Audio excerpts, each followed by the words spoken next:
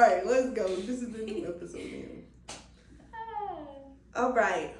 Welcome back to Crown and Cold. I'm Alexis. And I'm Ste'Niya. We're so glad to be here today. We're going to get in something that's really, really deep that hits home today, guys. And we're talking about surrender. Now, if you know, okay? Surrender. What it looks like, how hard it can be, and what is the process, right? Like, what is the pull that you experience when you experience surrender? Yeah, I can't lie. This is one of those episodes that we're going to get real raw, vulnerable. I might cry. I don't know, y'all, because me and God, we be in a little tussle. So if you're also in a place where you're wrestling with giving God control, you're not alone, okay? That's just the least I can say about that. Yes, so when we talk about surrender, we're talking about giving up something, right? Dying to our flesh. Like, God calls us to die to ourselves every day, right? And so when we're thinking about surrender, we're talking about how can I let go of this thing, or how can I not be in control? And when we're talking about surrender too, we also have to know that, like, we have to let go of what we think and our plans, and know that God has it covered, and that He is going to see us through, right? And that can be really, really hard in the Christian community. And so, like Alexis said, we're going to get into some hard conversations, because surrendering is really hard. Amen. The crazy thing about surrendering is I feel like it's supposed to be this thing that brings you peace, but in the beginning, there's nothing peaceful about it. Like, I feel like there's so much chaos around surrendering because you're just like in this middle ground, right? And you're like, God, like, what am I supposed to do during this wait? Like, okay, I gave it to you. Now what? Like, and I feel like it's just a constant battle between like, you know how the Bible says you have to die daily? I feel like you have to surrender daily. Because I feel like it's a constant battle of being like, okay, God, I gave you this, but like, can I check on it? Like, God, I gave you this, but like, you got an ETA. Can I have it back? I think I figured it out now. Like, don't even worry about it no more. Like, I got this. Yeah. Like, it's like when you purchase something from Amazon and you really like are expecting it, you're waiting for it, you really want, like, when is it gonna show up? When is it gonna show up? And like, it says like, hey, it's supposed to be delivered on 3 days, and guess what? It hasn't came. It's delayed. You like, oh man, you upset. You are frustrated. And I feel like that's what it's like to surrender, right? To kind of, wait on something, right? Something that you really desire, something that you want, you're expecting, and it's delayed, right? And you have to give it back to God. Give it back, yeah. And I think, like, even with Amazon, it's like, okay, at least they give me a little tracking number. With God, you be like, God, like, what's up? What are we doing? Like, and God just be like, just wait. And it's like, you just gotta let them cook. And you can't see it too. Like, again, no tracking number. No, like, okay, it's in this town, then it's in this town. Like, I feel like, again, that's the whole concept of not having control, right? Because I feel like when you can see it, even though you don't have the package yet, you feel like some sense of control. Like, oh, I know exactly where it's at. I know exactly when it's coming. But it's like when you surrender something to God, I feel like for me, it's a constant wrestle because I cannot see where it's at. And it's like, it's almost like having blind faith. Like, okay, God, you said this, and I'm going to just trust that you do it your way and your time, and that is the best way. But it's so hard. Like, it's so hard, especially because God stands outside of time, and God's thoughts are above our thoughts. So it's like we can look at a problem and think like, okay, yeah, obvious solution is X, Y, Z. Yeah. And God is like, got this whole other thing mapped out that we would have never thought of, that will blow our minds. Yeah. But because we don't have that level of the mind of Christ, it's so hard for us to comprehend as humans. And it's like I said, it's just like a daily wrestle. Like, God, I believe you, but help my unbelief. And I feel like that's something that has helped me. Yes. Like, really just being vulnerable with God and letting him know, like, God, I do trust you, but there's a part of me that's really struggling. And like, really take that to God. I've done that once, and I feel like God was so responsive and giving me like a sign and a confirmation when I was just like kept it a being with him. Like, God, I'm not saying I don't trust you. Like, you gotta come respectfully. Like, like, I believe what you said, right? Yeah. But like, I need a little bit more belief. Like, I need my faith encouraged. Yeah. So That's yeah. real. That's really real. I think you said something that a lot of people don't really know, and that's going to God with your unbelief and your whatever emotions that you're feeling. And Mm, I think sometimes as Christians, we feel like that we have to show God the fake version of us, the masked mm, version that we are representative, and that's not true. God says that like if we're angry, we can come to Him in that anger, right? Like we can tell God how we're feeling, and I think that is how God really speaks to us in those moments where there's that frustration. And I know for me, when I had to surrender, I had to let go of my plan and my vision for what I wanted.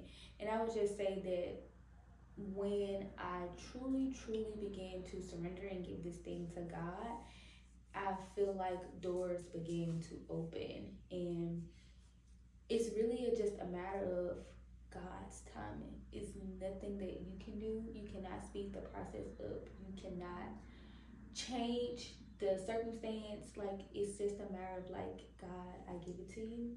It's it's in your hands, and I trust that you're going to see me through, and leave it at that. Like really trusting in God to know that He will take care of you. yeah. And we often talk about how, the intentionality of our friendship and that our lives kind of like reflect one another. And Mm-hmm. I feel like you being like my mirror friend, I watched that story unfold for you in real time where you had to like surrender something to God, and it Mm-hmm. just looked like I have no idea what God is doing right here. Like, I have no idea how this is Mm-hmm. going to work out. And God came in Mm-hmm. and gave you like way more than you had asked for, way Yep. more than you were expecting. And it took like a really hard season. And like Mm-hmm. being able to Mm-hmm. walk with you through that season and see how like God came through for you is inspiring. And I feel like at the same time, it's also scary because I It saw how is, hard yeah. that season was for you. Woo! I saw how hard that was, and It I was saw going how through your it. timeline and God's timeline didn't Was not. align. Oh yeah, It did it was not. not. Like, and it seemed like God was late, Oh but my goodness. But in actuality, he was on time. Like on time. Um wow, yes, can you it's so speak to that? crazy. Like, what made it feel on time? Like in hindsight. That's a really great question, and I feel like had I think I was doing something with me in that season, and I think he was really just allowing me to just trust in him. And it was a season where I was probably at my lowest. Lowest. I remember crying to you. I was like, I was just a mess, y'all. I was a mess. I was a mess. But no, and I remember yeah, that was a really difficult season for me, and it really just looked like me just being so patient and just praying about it, and just like I said earlier, taking that frustration to God. Mm. God, like, hurry up. When am I gonna get it? Like, what's taking so long? I've Right. been faithful. Blah blah blah blah blah. Like, really going to him with how I feel, and he can handle it. He really can handle it. And so, but you asked a question around like why do I feel like it was on time, and I say that because for so long I had been. There was also a season where I kept constantly being rejected, like over and over In and different over. instances. Yes, and um, it didn't really feel good, Obviously, like no one likes rejection, right? It didn't feel good. But I would just say that had I took the first thing, or just wanted to get the first thing just because I was in a season of desperation, that things would not have like worked out for me. And I will say that it was an on time process simply because I got everything that I wanted and more, like things that I had not even asked for. I got it, like, so it's one of those things where you just like, God really thinks about all things, and we just be like wanting just the whatever Just thing, the fix this little specific thing, problem. right? Right. And it's like, no, God thinks about all of it. He thinks about like the details of our lives, and just like, for example, you want, a donut. God says, I'm gonna give you the donut shop. I don't know. Right? You just Right. really just don't really think about like what God is doing behind the scenes. And that's why I said it was just like so on time. Like I felt like I was running out of time. I was getting to be so impatient. But yeah, it felt like it came at the right time in the right moment, you know? Amen. Yeah, I feel like that is so inspiring to see that God gave you more. And I think my pastor said this quote that is like, if you knew what God was giving you, then you would understand why it's taking so long. And it's like, we get frustrated because we like, God, I just asked you for the donut, like you said. And God's like, I'm building you a whole donut shop. And it's like, hell, we know that. Then we would sit down and lean back like, oh, okay, God. And then like, in the grand scheme of things, like, you gave me a whole donut shop. This was actually pretty fast. But I'm just thinking, I just want a donut. So that's why I feel like it's so long. And it's like, it's so hard though, because again, we can't see in the spiritual realm the way God does, and we don't know what's coming. 10 steps ahead. Yeah. It's already 10 steps ahead. He's thinking about all the things, the small details and minor things that we're not thinking about and considering. And it's like, oh, God, thank you. I didn't know I wanted that actually. I didn't know that was something that I wanted or needed or whatever, or desired. So, yeah. Do you feel like when, I just had it. Say it again. You say you didn't know if it was something you wanted or needed. Or even desired.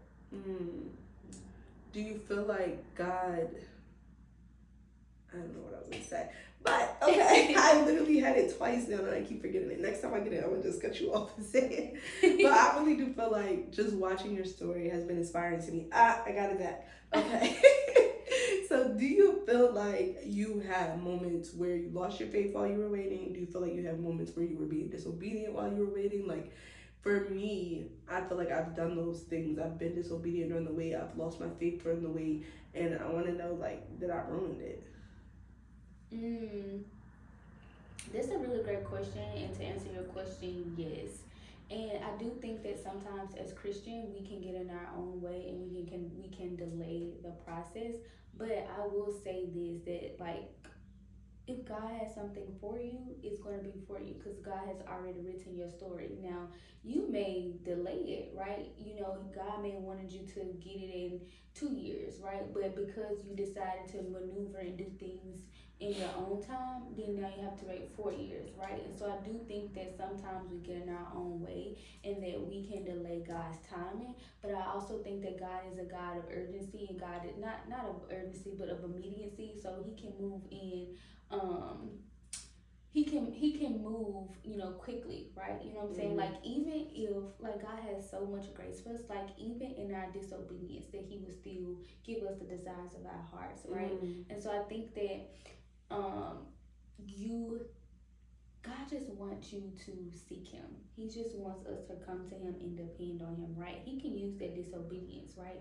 Now, again, there are times like where we have to suffer consequences, right? Because we are disobedient, right? But God can still use us in our mess, you know? And that's what I love about God, is that even in my mess, that he sees me, right? And there has been times, like, I can speak to this, where I have been disobedient and I know that God was telling me to do something differently, or to move away, or to step away from this person or whatever. And I remember I had just seen the previous night, God said, leave that man alone, okay? Leave that man alone. And I knew that it was one of those things that I should not have been doing. It was a place that I should not have gone. But I allowed my flesh to take over. And I remember it was actually a Saturday. Isn't it crazy? You go to this person's house and you about to get ready to go. You take your church clothes. Now that's how you know. This is crazy. No, about to sin, but this is a blessing. You take your church clothes. And yes, and so the next day I felt so heavy. Just conviction.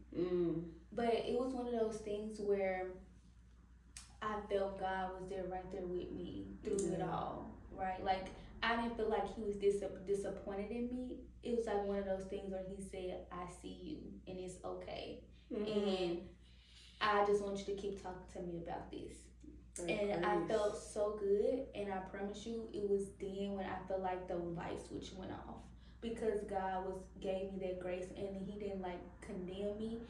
It was like I felt God's love in that moment. Like I knew I just sinned. I knew that I had just been disobedient because I'm still talking to this person, but God still saw me and He still had grace and He showed me love and compassion.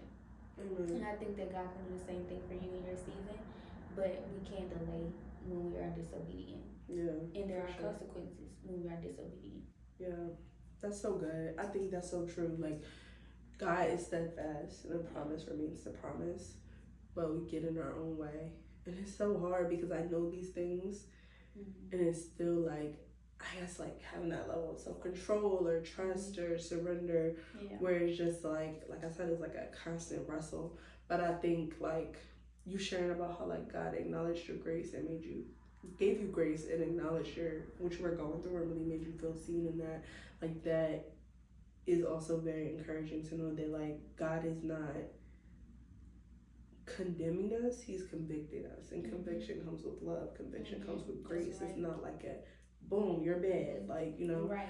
Absolutely. So I really appreciate that about God. And like you said, there are consequences to sin, and I don't take that lightly. But just knowing that we have a Father that's so patient, and it's like sometimes the delay is for your benefit. It's like, I can't give you this yet because this is such a big blessing. You won't mess it up, and then what?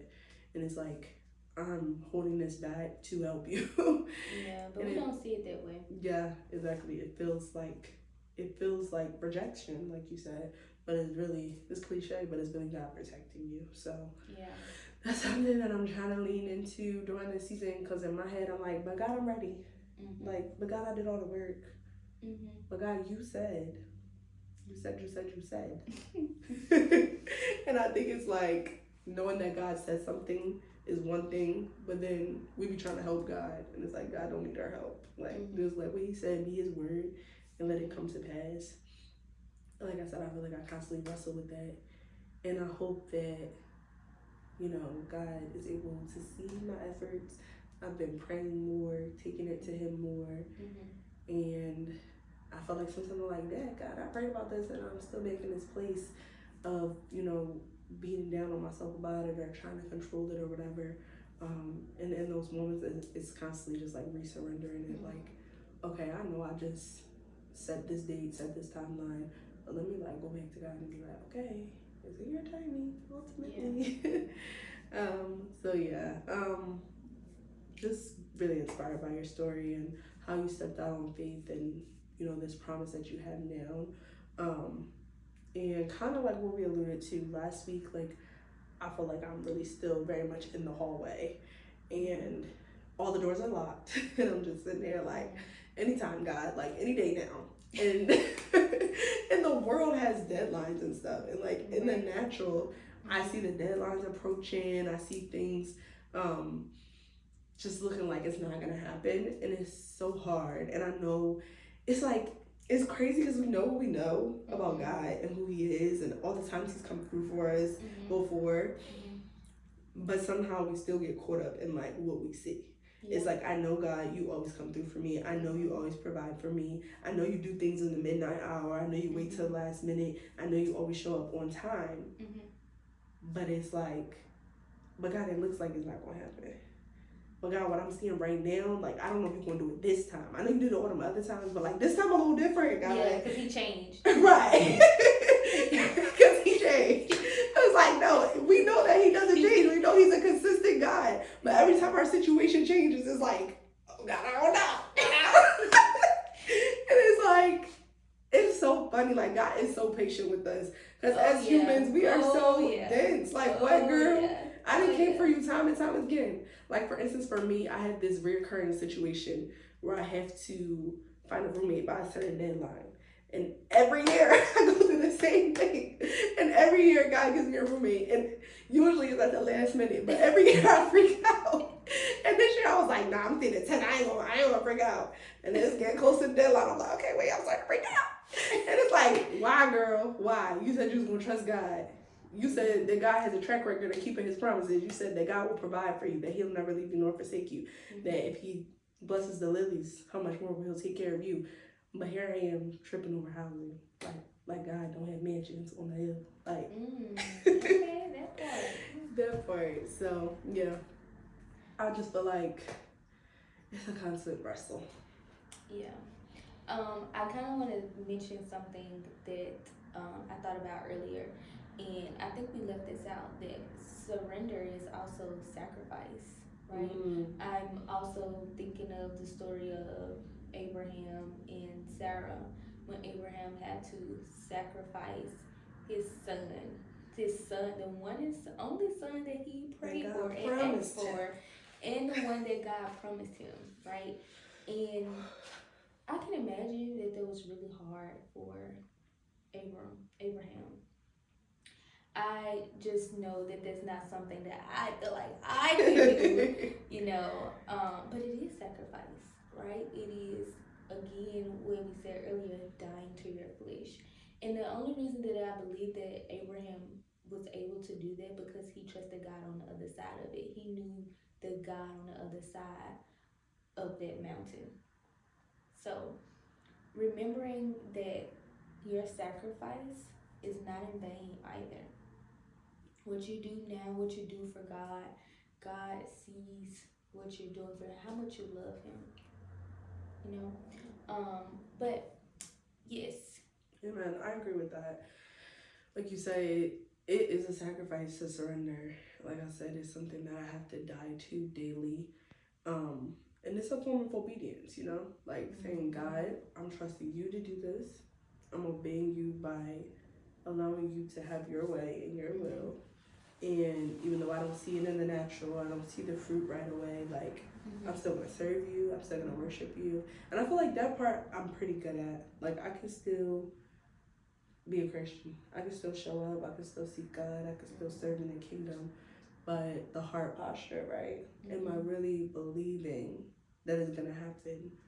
Or am I freaking out on the inside? And I think, again, just wrestling with that. And feeling like, okay, God, you said this, but it's looking one way, and I don't know how I feel about it. And you mentioned Sarah, and I agree that that's like one of the prominent stories, Sarah and Abraham. And going back a little bit before they even got their promised child, Sarah, she got tired of waiting, and she tried to do things in her own strength. And ultimately, that brought her and her family, whole lineage, more pain than peace. And it's so amazing to see that how even with Sarah's missteps, even with her telling her husband to go to my maidservant, even with them getting out of God's perfect will, God still kept his promise. And not only did he keep his promise with Sarah's baby, he kept his promise with